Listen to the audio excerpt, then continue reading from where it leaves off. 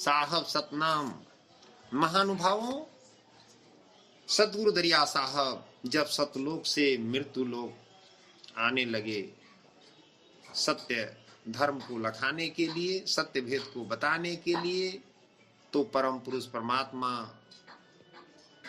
उनसे कहे कि संसार में जाकर के पहले वेद पुराण शास्त्र गीता की बातों को रखिएगा, उसके बाद सत्य धर्म को लखाइएगा। उसी के अनुसार मैं आप सबों के सामने गीता के बात को रख रहा हूं। महानुभावों, भगवान श्री कृष्णचंद्र कहते हैं, अर्जुन तू कर्म कर। कौन सा कर्म करे? जैसे संसार में हम लोग खेती करते हैं या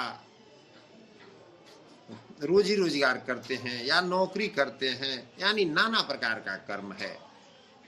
तो सतगुरु इन कर्मों को नहीं बताए और उसी तरह से कृष्ण भगवान भी बता रहे हैं कि कर्म के विषय में कि कौन सा कर्म करें।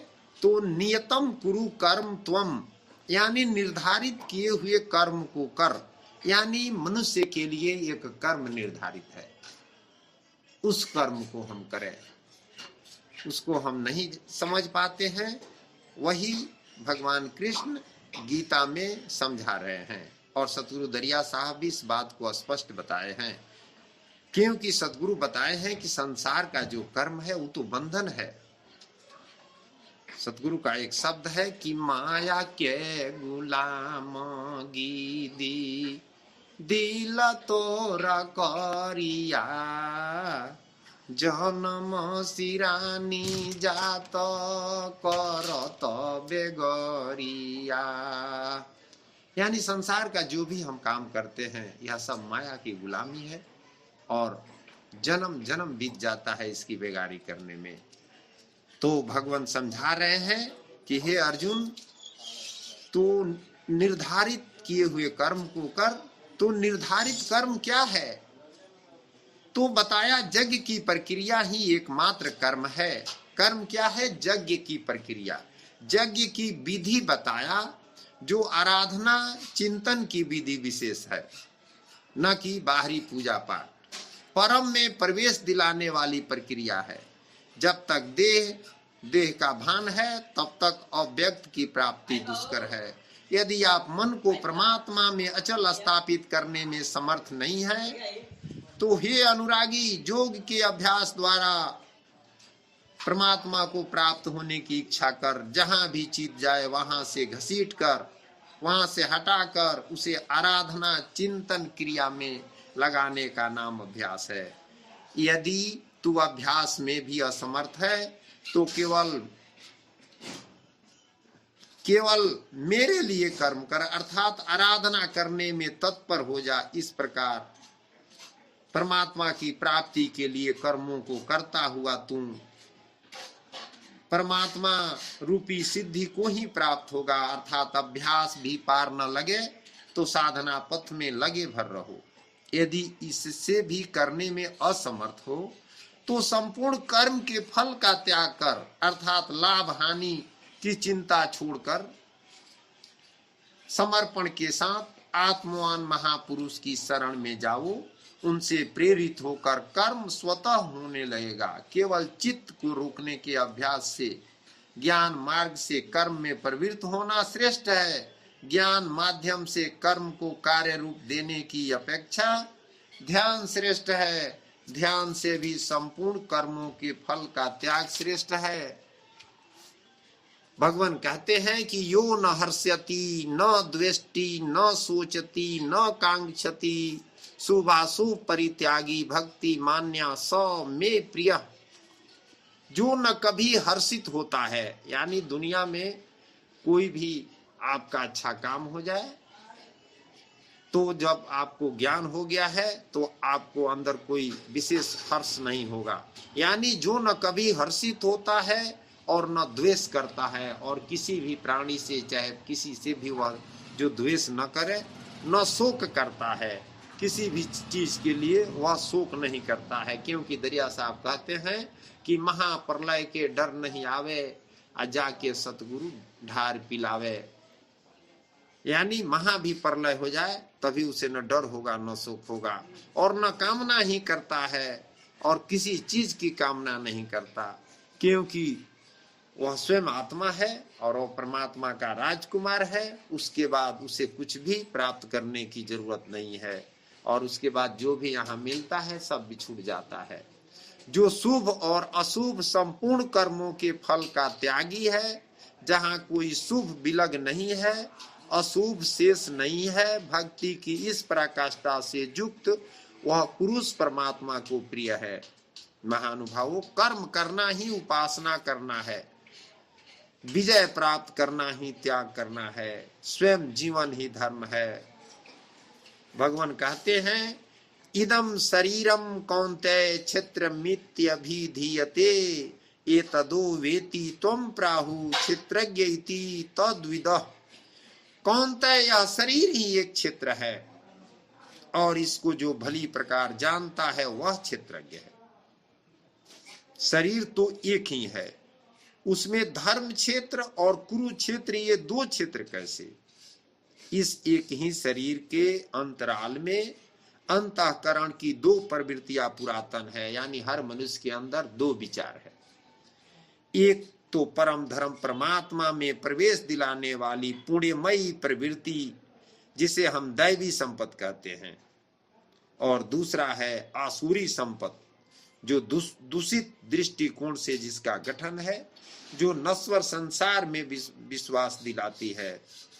महानुभावों, जब आसुरी संपत्ति का बाहुल्य होता है तो यह मानव का शरीर कुरुक्षेत्र बन जाता है। यानी जब हम मनुष्य के अंदर आसुरी संपत्ति बढ़ने लगती है तो हम लोग लड़ाई झगड़ा मार करने लगते हैं। इसी शरीर के अंतराल में जब दैवी संपत्ति का बाहुल्य होता है तो यह शरीर धर्म क्षेत्र कहलाता है। यह उतार चढ़ाव बराबर लगा रहता है, किंतु तत्वदर्शी महापुरुष के सानिध्य में जब कोई अनन्य भक्ति द्वारा आराधना में प्रवृत्त होता है तो दोनों प्रवृत्तियों में निर्णायक युद्ध का सूत्रपात होता है। दैवी संपत्ति का उत्थान और आसुरी संपत्ति का समन हो जाता है। आसुरी संपत्ति के सर्वथा समन के उपरांत परम के दिग्दर्शन की अवस्था आती है। यानी जब मन से आसुरी संपत्ति, आसुरी विचार, राक्षसी स्वभाव समाप्त हो जाता है, तब जो है सो दैवी संपत्ति प्रकट होती है, और तब परमात्मा में हम लोगों का ध्यान स्थिर होता है, और उसके बाद हमें परमात्मा मिलते हैं। यह शरीर क्षेत्र है और इसको जानने वाला क्षेत्रज्ञ है। भगवान कहते हैं, अर्जुन, सभी क्षेत्रों में मैं ही क्षेत्रज्ञ हूं। क्षेत्र और क्षेत्रज्ञ अर्थात विकार सहित प्रकृति और पुरुष को तत्व से जानना ही ज्ञान है। ज्ञान क्या है? तो इस आत्मा और शरीर को अलग अलग जान लेना ही ज्ञान है। क्षेत्र विकार वाला है, यानी यह शरीर विकार वाला है, किसी कारण से हुआ है, यह बना हुआ है 5 तत्व से, जबकि क्षेत्रज्ञ केवल प्रभाव वाला है, और क्षेत्रज्ञ यानी आत्मा प्रभाव वाला है, यह बना नहीं है, यह है पहले से ही। अर्जुन, 5 महाभूत क्षिति, जल, पावक, गगन, समीर, अहंकार, बुद्धि और चित्त, चित्त का नाम न लेकर उसे अव्यक्त परा प्रकृति कहा गया है, अर्थात मूल प्रकृति पर प्रकाश डाला गया है, जिसमें पारा प्रकृति भी सम्मिलित है। उपयुक्त 8 अष्टधा मूल प्रकृति है, तथा 10 इंद्रियां, आंख, कान, नाक, त्वचा, जिह्वा, रसना, हाथ, पैर, उपस्थ तथा गुदा, एक मन और 5 इंद्रियों के विषय, रूप, रस, गंध, शब्द और स्पर्श, तथा इच्छा, द्वेष, सुख, दुख और सबका समूह स्थूल देह का यह पिंड चेतन और धरे। इस प्रकार यह क्षेत्र विकारों सहित संक्षेप में कहा गया है। क्षेत्र का यही स्वरूप है जो अभी हम बताए हैं, जिसमें बोया हुआ भला और बुरा बीज संस्कारों के रूप में उगता है। जैसे खेती में हम जो भी बीज लगाते हैं वैसा फल उसका होता है, उसी तरह से इस शरीर में ये इंद्रियों के अंदर जैसा हम करते हैं वैसा फल प्राप्त होता है। शरीर ही क्षेत्र है। शरीर में गारा मसाला किस वस्तु का है? तो यही 5 तत्व, 10 इंद्रियां, एक मन जैसा लक्षण अभी हम बताए हैं। इन सब का असंघात पिंड शरीर है। जब तक ये विकार रहेंगे तब तक यह पिंड भी विद्यमान रहेगा। इसलिए यह विकारों से बना है। अब उस क्षेत्रज्ञ का स्वरूप को हम लोग समझें जो इस क्षेत्र में लिप्त नहीं बल्कि उससे निवृत्त है, यानी उस आत्मा के बारे में हम समझें जो इस शरीर से अलग है। क्षेत्रज्ञ प्रभाव वाला है, क्षेत्र का प्रकाशक है। साधना के पूर्ति काल में परम तत्व परमात्मा का प्रत्यक्ष दर्शन ही ज्ञान है। ज्ञान किसे कहते हैं? तो जब हम साधना करते करते अंत में जब हमें बात समझ में आती है तो परम तत्व परमात्मा का दर्शन होता है, और वही दर्शन होना ही ज्ञान है। ज्ञान का अर्थ साक्षात्कार है। इसके अतिरिक्त जो कुछ भी है सब अज्ञान है। यानी जब तक हम आत्मा और परमात्मा का साक्षात्कार नहीं करते तब तक अज्ञानी हैं।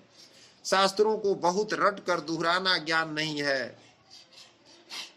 साखी शब्दों को सिर्फ याद रखना ज्ञान नहीं है, बल्कि अध्ययन तथा महापुरुषों से उस कर्म को समझकर उस कर्म पर चलकर मन सहित इंद्रियों के निरोध और उस निरोध के भी विलय काल में परम तत्व को देखने के साथ जो अनुभूत होती है उसी अनुभूत का नाम ज्ञान है। समग्र ब्रह्मांड मूल प्रकृति का विस्तार है। अनंत अंतरिक्षों तक आपके शरीर का विस्तार है। प्रकृति का सर्वथा समन करके प्रकृति से परे की सत्ता का दिग्दर्शन करना और उसमें प्रवेश पाना ही वास्तविक विजय है। महानुभावों, कहा भी गया है कि मन मक्का, दिल द्वारिका, काया काशी जान, 10 द्वारे का देहरा तामे ज्योति पिछान। तेरा पवित्र मन मक्का है, दिल द्वारिका है और यह काया शरीर ही काशी है। 10 द्वार वाली शरीर मंदिर में चेतन तत्व आत्मा ही देवता है। इस आत्मा को ही जाने। दरिया साहब कहते हैं कि तन सरवर मन देख विचारी, अता में खुज आत्म बनवारी। जय खोजत सुर नर मुनिहारे, बोलहु पंडित वचन विचारे।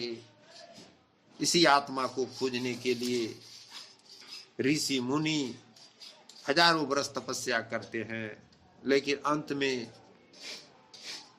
उन्हें प्राप्ति होती नहीं। सतगुरु बता रहे हैं प्राप्ति करने के तरीके। सतगुरु कहते हैं यहाँ पर मैं बैठा हूँ और अपनी आंखें बंद करके यदि मैं अपने अस्तित्व मैं को समझने का प्रयत्न करूं तो मुझ में किस भाव का उदय होता है? इस भाव का कि मैं शरीर हूं। तो क्या मैं भौतिक पदार्थों के संगात के सिवाय और कुछ नहीं हूं? नहीं। पुराणों में शास्त्रों में कहा गया है कि मैं शरीर नहीं हूं, शरीर में रहने वाली आत्मा हूं। शरीर नष्ट हो जाएगा पर मैं नष्ट नहीं होऊंगा। मैं इस शरीर में विद्यमान हूं और जब इस शरीर का पतन होगा तब भी मैं विद्यमान रहूंगा। मेरा एक अतीत भी है। महानुभाव, आत्मा की सृष्टि नहीं हुई है, क्योंकि सृष्टि का अर्थ है भिन्न भिन्न द्रव्यों का संघात, और इस संघात का भविष्य में विघटन असंभावी है। अर्थात यदि आत्मा का सृजन हुआ तो उसकी मृत्यु भी होनी चाहिए। कुछ लोग जन्म से ही सुखी होते हैं, पूर्ण स्वास्थ्य का आनंद भोगते हैं, उन्हें सुंदर शरीर, उत्साहपूर्ण मन और सभी आवश्यक सामग्रियां प्राप्त रहती है। दूसरे कुछ लोग जन्म से ही दुखी होते हैं, किसी के हाथ या पांव नहीं होते तो कोई मूर्ख होते हैं और एन केन प्रकार अपने दुख में जीवन के दिन काटते रहते हैं। ऐसा क्यों? यदि ये सभी एक ही न्यायी और दयालु ईश्वर ने उत्पन्न किए हों तो फिर उन्होंने एक को सुखी और दूसरे को दुखी क्यों बनाया? ईश्वर ऐसा पक्षपाती क्यों? महानुभावों, इस जन्म के पूर्व ऐसे कारण होने चाहिए जिनके फलस्वरूप मनुष्य इस जन्म में सुखी या दुखी हुआ करता है, और ये कारण है उसके अपने किए हुए पहले का कर्म। साहब सतनाम।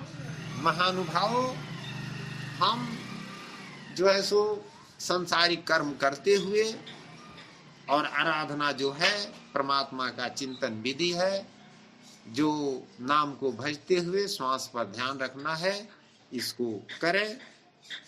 उसके बाद हम आत्मा के बारे में समझेंगे, और जब आत्मा का दर्शन होगा तो परमात्मा मिलेंगे, क्योंकि सतगुरु दरिया साहब कहते हैं कि खोजो जीव ब्रह्म मिल जाई, या के देखे तो वाके पावे, बिना केवट के नाव चलावे। यानी जब हम आत्मा का दर्शन करेंगे तब परमात्मा का दर्शन होगा। साहब सतनाम।